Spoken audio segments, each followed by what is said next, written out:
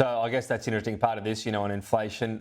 We heard after the budget, Treasury has a better record than the RBA. Nonetheless, it is a bold move from the Treasurer because there's this sense, is there not, Stephen Conroy? Whatever is fair or unfair, from here, Labor's going to own the inflation figure, given the forecast and the confidence Jim Chalmers has spoken about here. I'm not saying what's fair. I know there's other factors. I get all that.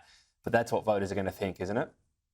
Look, Jim Chalmers has said a very bold prediction for inflation. Now, if you look at the measures that were taken around energy relief last year, you can see that they fed directly into what was already a reducing inflation rate, but they fed in and helped drive that down.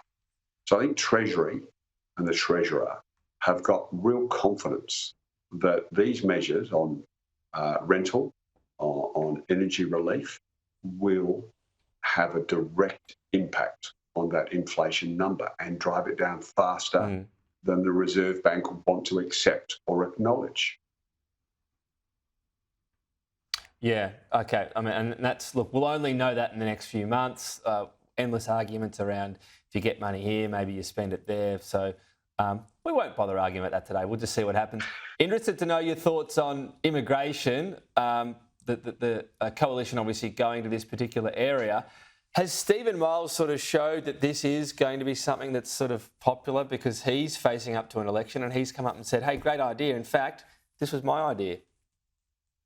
Yeah, look, I think there's a consensus across the country that because we're having such supply side difficulties, meaning we're not building houses fast enough, we're not building accommodation fast enough, that we need to moderate the incoming migration levels. Now, I always disagree with the argument that, it was 500,000. There's really only about 180,000 permanent migrants. A lot of the rest of the backpackers we talk about that are needed in various sectors, a lot of them are students who only come for a short period of time.